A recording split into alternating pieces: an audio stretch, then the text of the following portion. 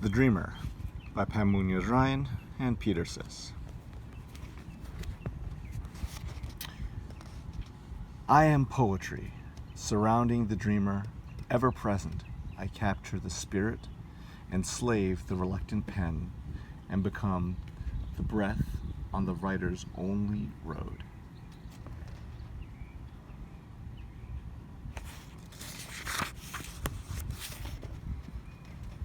Love.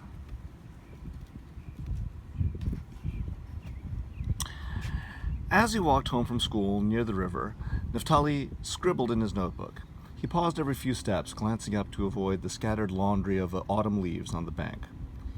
"Hey, Shinbone, wait up!" Neftali stopped and turned to see Guillermo following him.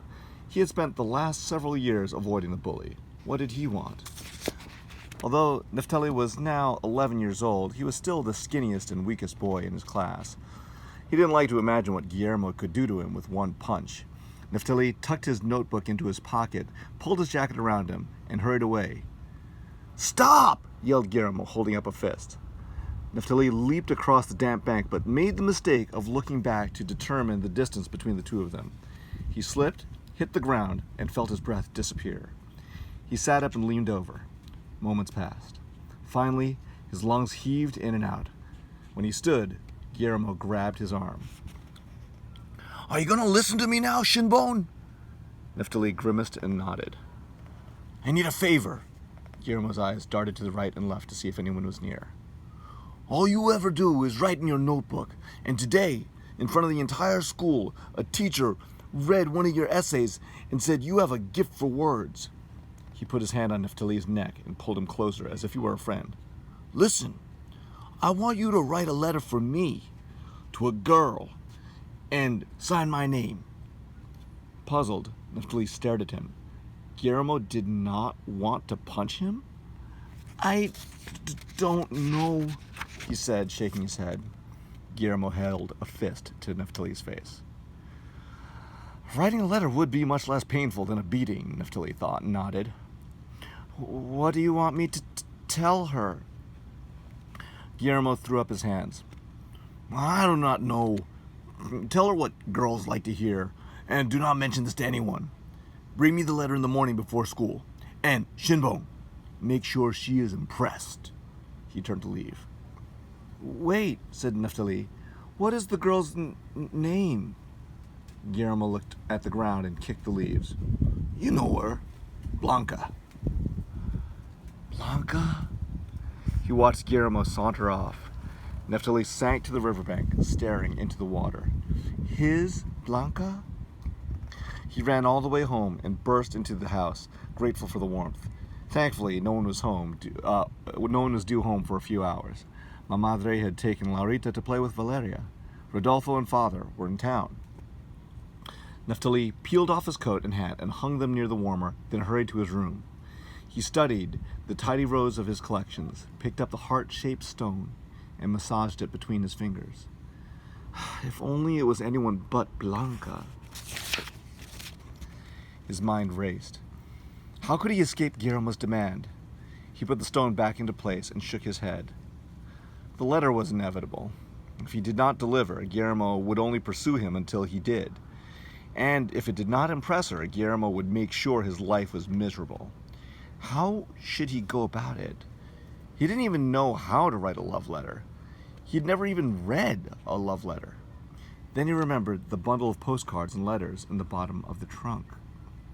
Neftali walked to the salon and kneeled by the trunk, running his fingers over the curved lid, oak straps, and leather handles. When he was younger, my madre had made him promise he would never go near it, but he was taller now and strong enough to hold the lid. He peeked out the window to make sure no one was coming, then unclasped the latch and hoisted the top. He inhaled the smell of cedar as he removed the clothes, hats, and the guitar. With care, he lifted out the bundle and untied the ribbon. All of the cards and letters were from a man named Enrique and addressed to a woman named Maria. Enrique wrote how he wished Maria were standing at his side at a castle in a faraway land, how their love was like the rivers that ran beneath the ancient stone bridges he had crossed. and how she was far prettier than any of the women in glamorous dresses he had met. Enrique's handwriting was elegant, with flourishes and curlicues, and his words were just as fancy. His sentences told of how he could not wait to see Maria again, and were filled with his hopes and dreams for their future together. Neftali read every letter and card, and then he read them again. Would he ever be able to write such words? Would the words be so memorable that someone would want to save them? He tied the ribbon around the letters and cards, set them back in the trunk, layered the contents on top, and closed the lid. All afternoon, he sat at his desk, staring at his homework. But he was not thinking about mathematics. He was thinking about love. He wrote the word amor on a piece of paper and said it over and over. He folded it and put it in the dresser drawer along with the other words he'd saved. Then he waited. But the drawer did not open, nor did the words arrange themselves into sentimental sentences. Maybe if he practiced by first writing a note of affection to someone in his family, the letter to Blanca would come more easily. Whom did he love? He loved Laurita.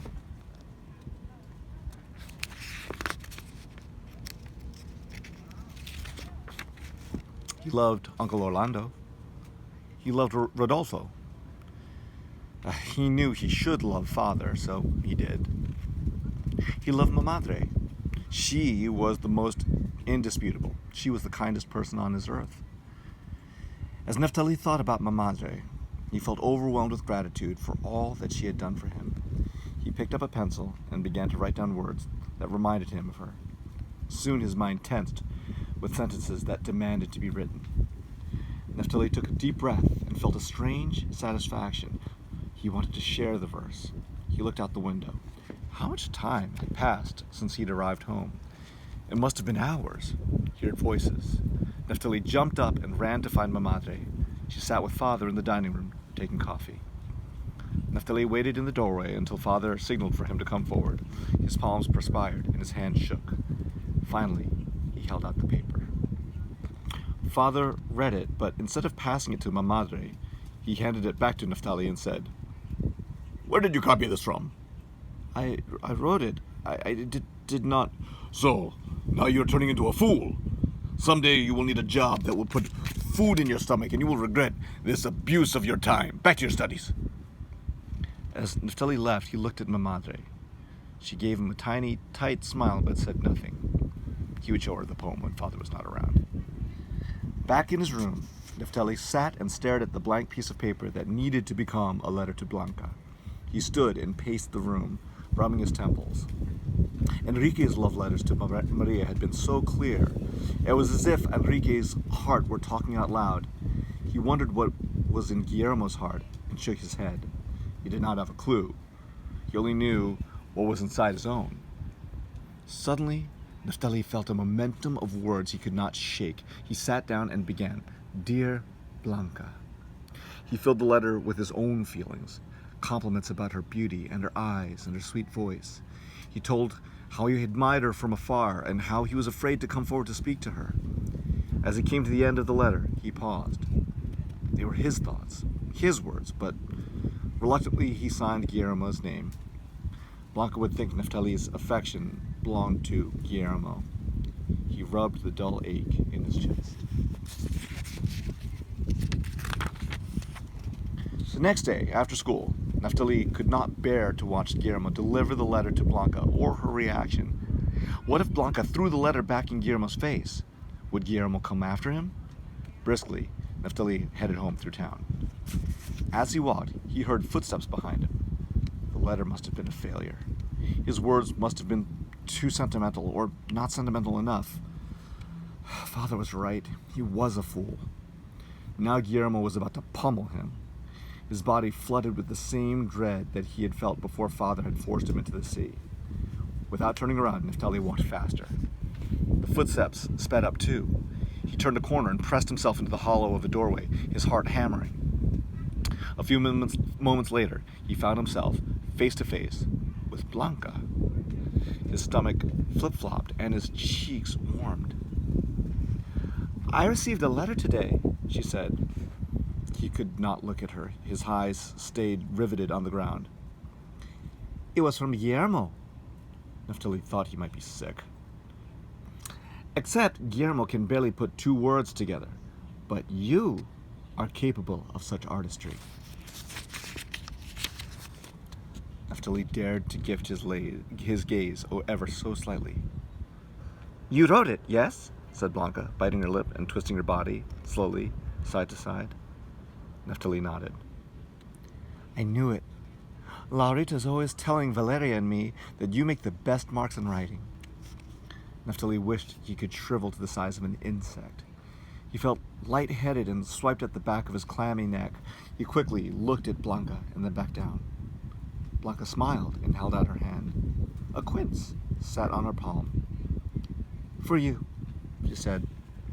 I liked your words. I would like to read more. Neftali took the quince, but still could not look at her. He stared only at the yellow, pear-like fruit. Blanca waited for a response, smoothing the ground with her shoe. I promise not to tell Guillermo that I know it is you. Neftali could not catch his breath.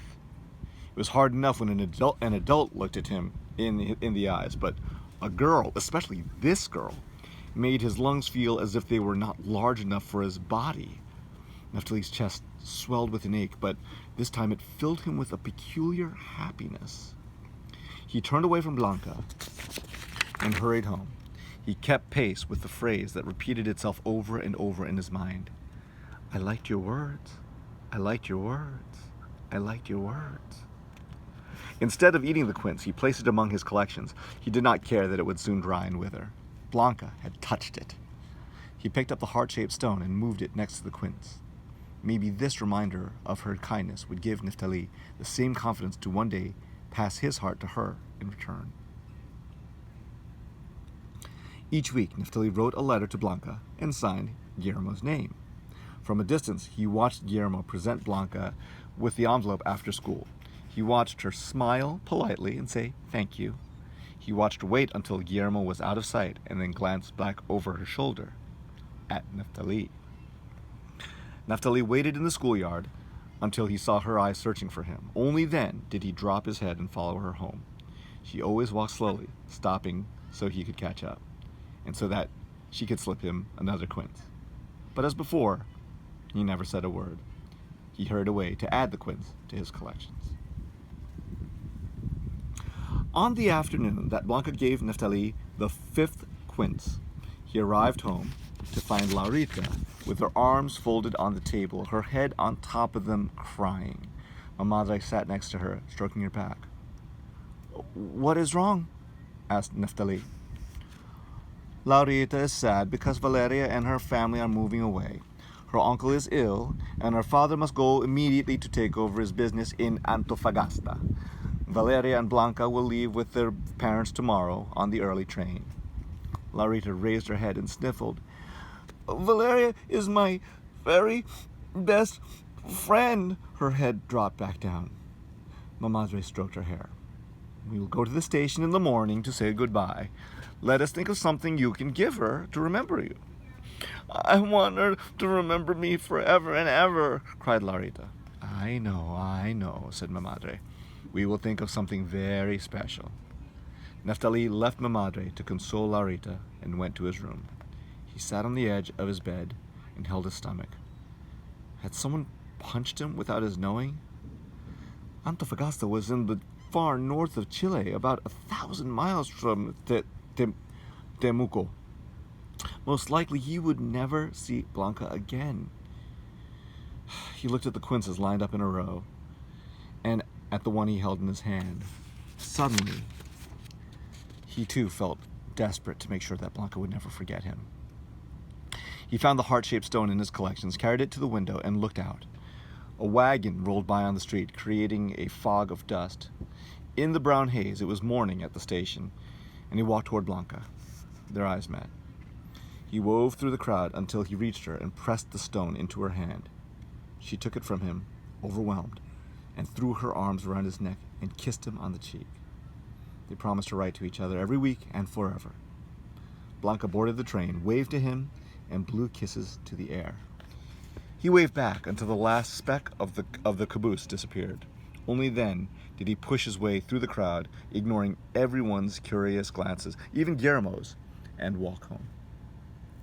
Naphtali pulled away from the window and turned the stone over and over in his hand. Then he put it in his pocket and waited for morning. Days came. Naphtali dressed and anxiously looked out the window as the scene slowly unfolded on the train platform. The passengers congregated with those who came to see them off. Blanca and her family arrived. Madre and Larita greeted them, as did some of Naphtali's classmates, including Guillermo. Naphtali watched the men gather around Blanca's father, shaking his hand and clapping him on the back. He watched the women kiss Blanca's mother, some adding wrapped bread and sweets to her basket for the trip. Larita held Valeria's hand. Both little girls wore scarves they had exchanged with each other. When the train pulled in, the men loaded the family's possessions. At the last moment, before Blanca boarded, Larita ran up to her, whispered in her ear, and pressed the small stone into her hand. Blanca looked at the stone and lifted her head, searching the crowd. Finally, she gave up and climbed into the train. Behind a curtain, Naphtali watched the steam rise from the stack of the engine. He watched as the train slowly chugged away from the station. He watched until he could no longer see even the shadow of the caboose.